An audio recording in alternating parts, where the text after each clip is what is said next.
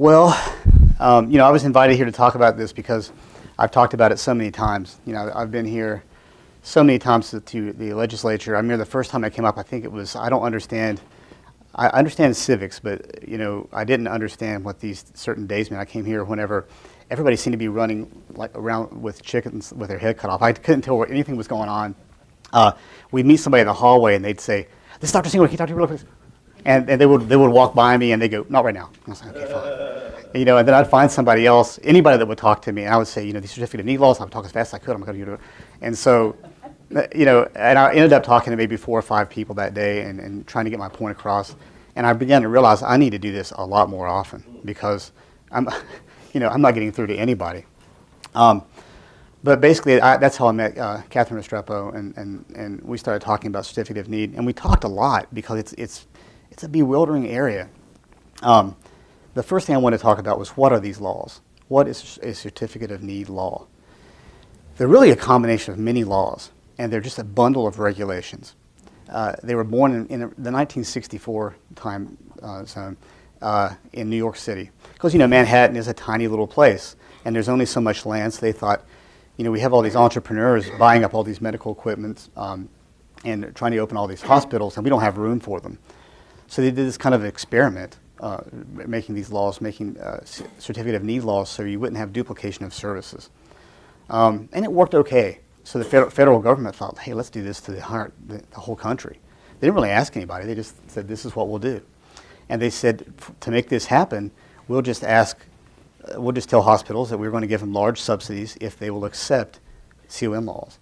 And they did. And every state except for Louisiana took them up on the offer. So every state had their certain forms of CON laws in 1974. That's when all this kind of started taking effect. And as you can imagine, in 1974, it was the end of this push to build hospitals in every community. I don't know if you remember that. It's just one of these things where we're going to have a hospital in every community to serve those people. And then, we'll have these major hospitals at universities for people to go to if they need help. Also, there were no MRIs. There were no PET scans. There was nothing like that. So we're talking about a law. To me, it's almost like watching a Western and seeing one of them have a wristwatch on. It's just this weird situation that we still have these laws that were enacted when we didn't even have 90% of the health care we currently have. So here we were in the 70s. We get up into the 80s, and even the federal government said the goals we set forth that prompted these certificate of need laws, they're not being met. So they dropped it. They said, we're no longer giving subsidies. Well, many states went ahead and dropped it too, but North Carolina did not. They kept their very restrictive form of certificate of need laws. The 15 states by now have dropped certificate of need totally. And the other 35 that have it, many of them, we call them certificate of need states, but many of them have pared it down. For instance, Georgia doesn't stand in the way much at all if you want to open up a one-room surgery suite onto your office. They have a modified CON, but they're counted as CON state. Arizona, they have one CON law. Basically, they found that it was very costly to fly people in helicopters from hospital to hospital when they have a serious illness, so that's covered by CON. Nothing else is, but they're considered a CON state. So many states have abolished it, and many others have pared it down to where it's more manageable and more fair. We have not. This state is not even close, honestly. We're the 3rd most restrictive in the continental U.S., 4th overall if you count Hawaii, which, in their defense, is an island with one major city. Okay, so that's a lot different than the U.S. So we sit here with this CON law that is basically been here since 1974. If anything, it's been added to make it more restrictive. And I want to point out what the goals of the CON law were. They were to try to rein in healthcare costs. Wrong. It's not even close to what happened. It's the other direction. They were to try to increase the access to healthcare for indigent patients. That hasn't happened. I deal with this every day. I have not charged an indigent patient for a surgery in 12 years. Nothing. I mean, not a cent. You can check on that. Hospitals don't do that. I have to say, I'm not going to charge you for this, but pack your lunch because you're headed over to the hospital now and you're going to have to talk to them about how to get this paid for. You can sign up for indigent care, you know, and they're like, well, what will they do, write it off? And I was like, well, they don't have to write it off. They don't pay any taxes. You know, how do you write off that? So, and that's because they're supposed to take care of you, you know. I would probably take a tax break like that, and I'm sure any one of you would with your businesses. I don't pay taxes for what? All I have to do is take care of my fellow humans. Okay, I'll do that. So basically, what we're looking at with CON is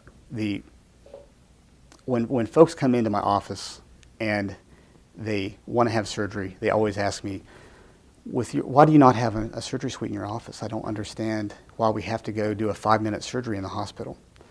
So I'm going to walk through with you first what a CON law is, how you get it. Because it seems like something that just out of reach. It seems like it's just like the moon. It looks like you could pinch it, but there's no way. You know, it's out there. It is supposed to be something that you can attain, but it's not attainable. If you look at the history of CON, what the state has awarded CONs for in the past decade, it looks kind of good on paper till you start looking at everything, just like everything else is. When you look at the details, what you see is hospitals being awarded rooms. They're being able to open cancer centers, cardiac facilities, and these are great. I hope we cure cancer and nobody ever has a problem with it. But you also see what they're counting as their CONs. They're awarding dialysis centers, always to the two same companies. You should check on this. It's pretty amazing. There are these two companies that do dialysis in this state. They're billionaires, and what they do in our state is they'll give 1-to-1 the next time, and it's really weird. It looks like they're doing leapfrog. One, then this one, this one, this one, this one, this one. And that's counted as them doing their job and assigning certificate of needs to people. It's not, because a physician or physician group can't get a certificate of need for a surgery suite. So what we're looking at is this offer that you can't achieve. And here's why. I started in 2009. I thought, well, I'm going to go by the rules and get me a certificate of need. I was extremely naive because I thought I would just walk in there and they would go, sure, you know, you do 2,000 surgeries a year, you deserve it. That is not what happened. I first walked into my hospital and the CEO slammed the table with his hands, stood up, and said, we will fight you on this. I had only said 2 sentences, by the way, at this point. Hello, sir, my name is Jay Singleton. I've been doing surgery here for 4 years, and I'd like to open up a surgery center. That elicited that response, okay? After that, you know, I thought, well, I'm not super intimidated by you, but that is abnormal to somebody slap a table like that. But so we talked a little bit longer, and we tried to pull it back to more pleasantries. But so I thought, well, I'm going to do this anyway. So I go, and they told me, say, you know, this is really tough, so you're going to need a consultant and a CON lawyer. And I thought, well, that's cool. I'll do that. That's not that cool. You know, I go over, I meet these guys from South Carolina. One of them was a really nice guy. He actually wrote the South Carolina anthem, like for the state. But he helped me through all of this. And we got to the point where we had to make a decision. Am I going to pay him, and am I going to pay the lawyer for about 4 to 5 years? Because obviously my hospital was going to oppose us, that what I just told you was pretty clear cut what he was going to do. And he said the low estimate on that legally and for my fees is going to be about $400,000. And I cannot tell you that you're going to win. And I thought, well, that's not good. You know, I can't do all this and then go home to my wife and say, yeah, I kind of spent $400,000, you know, and we didn't. She said, what'd you get? You know, I was like, I got nothing. You know, so I got nothing. So I didn't do that. And I told him, I said, I love you, but I've got to let you go, you know. And he said, that's good, because this would have been an uphill battle. And every time we get a phone call from North Carolina, we almost just hang the phone up, which is sad, you know, because I moved here with my family, and I don't want to leave. So I decided I need to go to the legislature. And so I dropped the race for the CON process because of all the red tape and the hardships and the oppositions. You've got to realize you have to prove that there's need in your county or region. And that's very difficult, because every year, despite us going over 9 million people last year, 2 years ago, in this state, there's been no need consistently. No, we don't have any need. We don't have any need. We don't have any need. The hospital has, I think, 12 ORs. They only use 9. But those other 3, they count as fully utilized ORs. They count as ORs that are not fully utilized. So every year, they report those extra 3 ORs like clockwork to show that there's no need. If they were full, there'd be need. But they do that every year. They don't ever. There's not even enough staff to do surgery in those extra 3. You'd have to bring in a busload of physicians and nurses to fill those other 3. But they're there, and every year they write them down on the form, and every year there's no need. So after you show the state that you need, that there is need, the way the system works, any healthcare entity, including the hospital, ACOs, large physician groups, can go after the rooms that you have shown that you need. You don't show them that you need them. You show that they're needed in the area, and then everybody can go after them. And I'll let you guess who gets those every time we do that. Whoever has the most resources and whoever has tax-free status to spend as much money as they want to. And I'll just let you guess who that is. So you stop before you start is what I'm trying to say. If anybody ever says, well, there's a certificate of need process there and people just need to utilize it, I'm telling you, you guys are not children. It makes no sense. It's a non-offer. So basically, how does this affect patients whenever we can't, we can't attain a CON law, or a CON for our facilities? Well, the way it affects patients is, in my practice, I'm going to talk mostly from my practice. We already know that the CON creates these massive monopolies in these hospitals, and they have been buying up physicians' practices right and left for the past 5 years.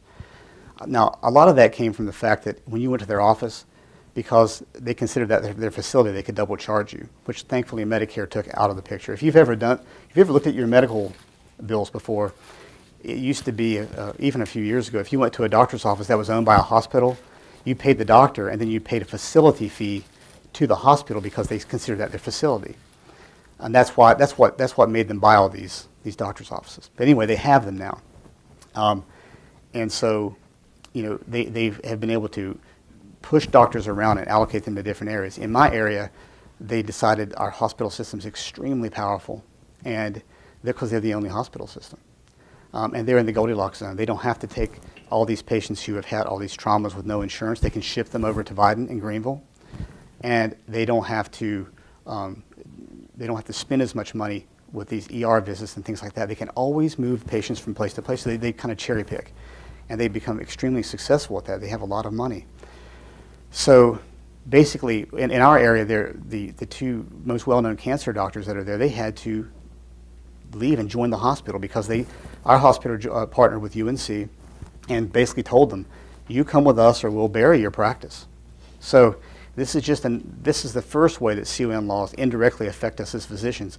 We are pawns. We could be moved from one place to the other. The physician you like is not the physician you may keep. You probably heard that before. That you can be moved around and your whole life can change just over a threat, because what are you going to do in that little town unless you move? And nobody wants to move, Those two oncologists, their kids go to school with my kids and they like it there. The way my patients suffer is what I want to spend a little bit of time on. Now, what I see a lot of now, and I think what I talked to Roland earlier that he does, is you have folks who have worked their whole lives, they've kept themselves healthy, and they choose not to maybe pay full-on insurance, or maybe none at all. In my area, that's growing in popularity. So you have your patients that have Medicare, you have your patients that have Blue Cross Blue Shield, and that's primarily what the insurance is where I live. But you have just as many people that just stay with Blue Cross Blue Shield and get a $10,000 deductible, because they're betting that if they get cancer, they've got $10,000 they can lay down, and the rest of those catastrophic costs can be taken care of by their insurance. They save money. It's a smart thing to do. However, eye surgery, knee surgery, things like that fall under the radar.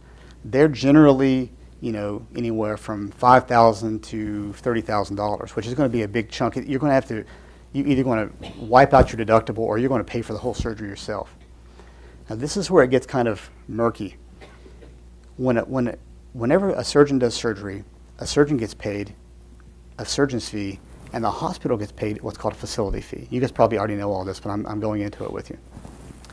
The surgeon's fee is to pay for the surgeon's expertise and what they've accomplished with your surgery. And I'm proud to say most of the time a very good result.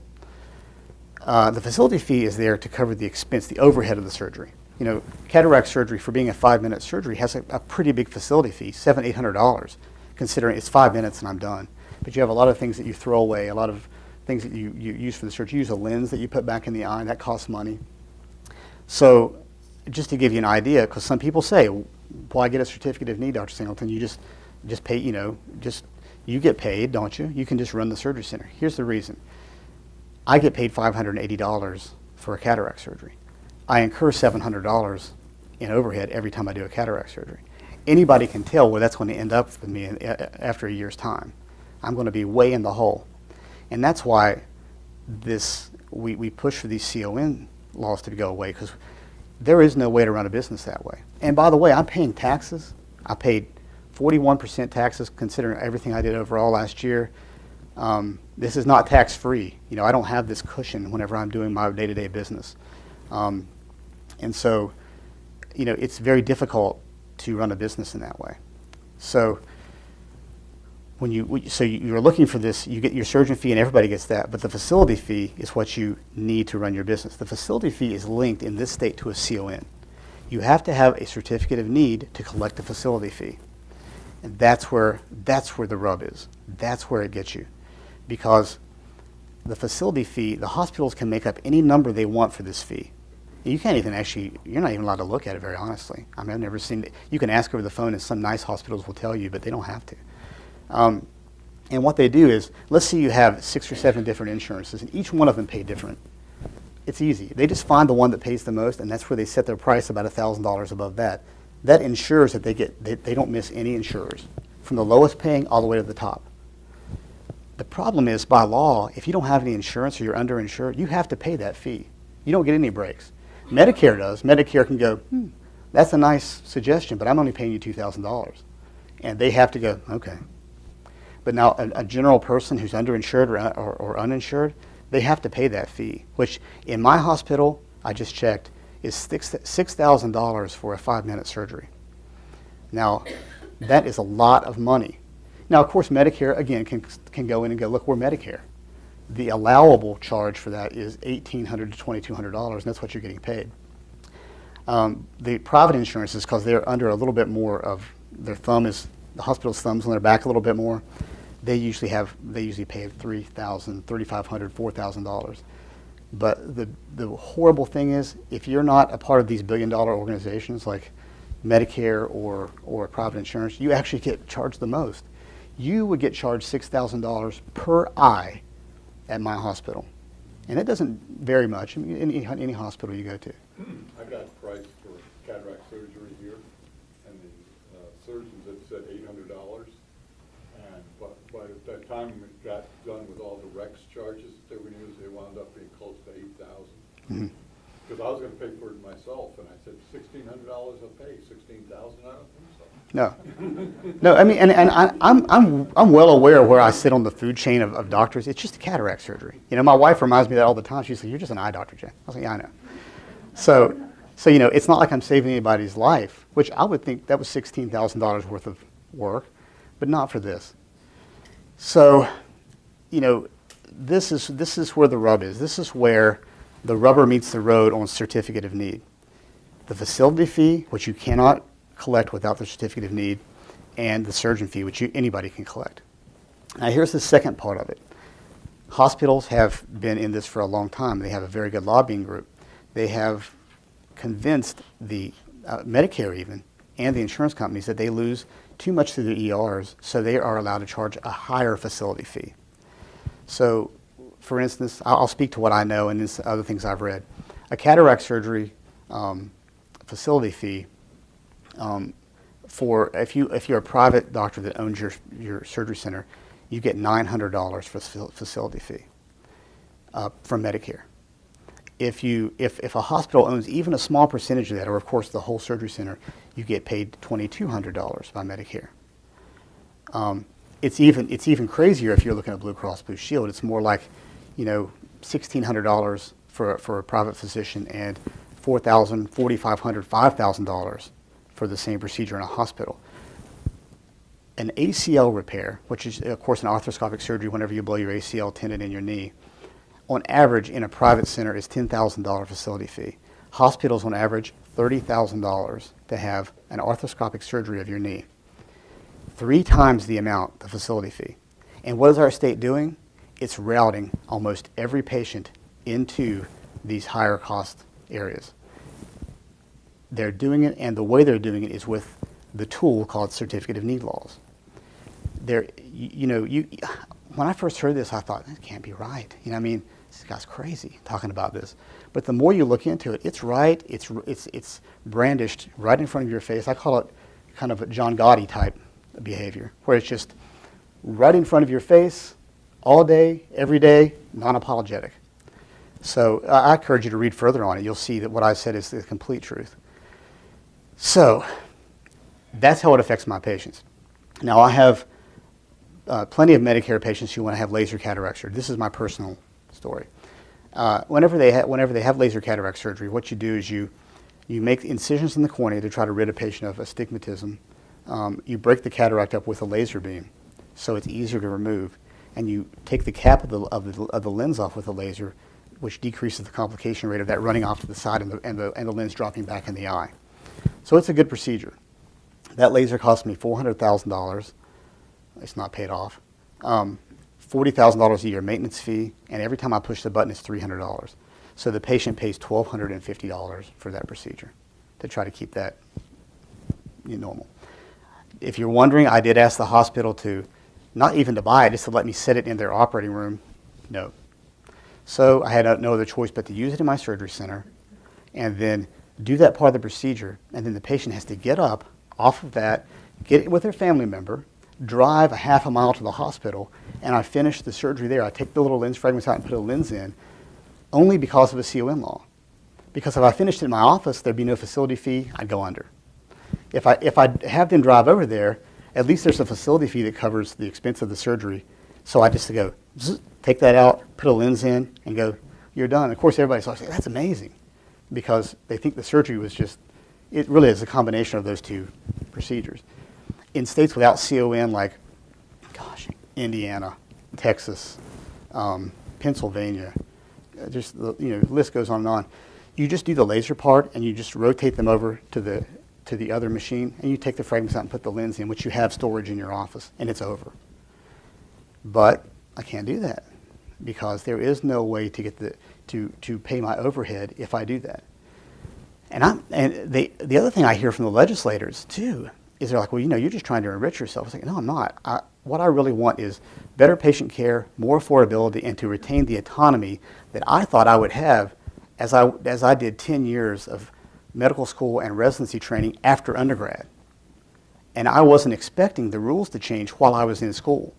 And now I have nowhere to go, I have a good job, trust me, but I'm not trained in anything else. I can't go, well, the hospital system has dissolved out from under me. I guess I'll go, do charter fishing. I can't do that. So, the problem here is that these rules have all changed while us doctors were getting out into the environment and trying to help our patients. And now we're kind of stuck, kind of mindlessly listening to the laws. My patients all the time look at me like I'm crazy. I'm like, all you got to do is get up after we do the procedure and drive over to the, and they're did you just say drive? I was like, yeah, that's all you got to do. Now I'm trying to make it sound at least palatable. I'm like, because we can't do this if this doesn't happen. And I say, well, you got to drive over there. And they're like, why? Because obviously anybody you would say why. My child would say why. And I say, well, you have to, because there are laws that have been around since 1974, and the major hospital systems and our legislature have shaken hands with each other and decided that this is mutually beneficial. And I wasn't invited to that board meeting, and so this is the way it goes. And they'll say, well, if you say so, Doc, I'll do it. I think that's sweet of you, but I shouldn't have to explain it in this manner. So what we're looking at is, from this point, is how do we change this? What do we do with Certificate of Need laws?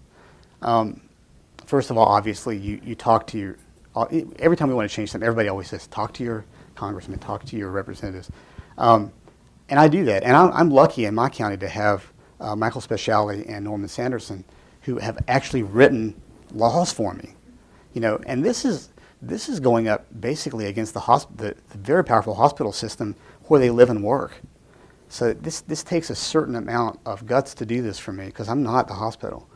And so they have done that. So when I say that certain representatives and senators are dropping the ball, I want to make it perfectly clear that it's not mine. But as I was speaking earlier, the CON laws are principally being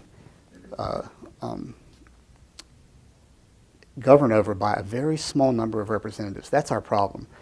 You have all these senators and you have all these representatives, and you think I was naive again. I thought they would all go to a room and go, "What do you guys think about CON?" And that some people would raise their hand if they liked it, and if there were more people that did that, then everything would be fine. It's not the way it goes. After doing this for 5 years, there are about 3 or 4 people who are the heads of the committees that sit down and decide the fate of CON laws. And those are the people that need to really be reached. And those, unfortunately, the people that are largely unreachable. And they need to be reached by John Locke, by all of you, by anybody that can talk to them and say, look, we want one of the quick fixes to healthcare is just to rein in the hospitals a little bit and rein in these folks who are asking for exorbitant sums of money. We need you, and they're like, we'll talk to your representative. I already have. They're all for it. I'm talking to you now. You're the one making the decisions. I want you to help us. I want you to vote on your beliefs and not on the politics of the situation. All these folks, these Republican folks who run our state, we all voted for them. They ran on a platform of free market. They ran on a platform of helping us with our health care. And then when it comes time to vote, a few of them don't. They vote the other way. Even more frustrating for me is it's been putting the budget for the last couple of years as a trading block. It's something in there for when they get down to the final negotiation, they can go, well, you better do what I say or I'm voting for CON. And then it's been removed at the last minute, which is rough. I was telling you guys, it's kind of like being strung along by your high school sweetheart, where it's just like, oh, she didn't like me the whole time. She was using me. So, it's difficult from that respect. If I could tell you, anything else that would help with CON is just talk about it. My closing message would just be education. Anybody that hears the certificate of need laws and how they impact physicians and people that are trying to pay for their insurance would just shudder. It really is that black and white. And the more people that know about it, the more this is subject to change. People need to know the truth. And I'm open for any phone calls. Any legislature can call me.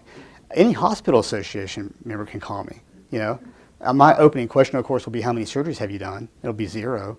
And my opening question will be how many services have you billed for? 0. I have done both of those things, and I do it every day.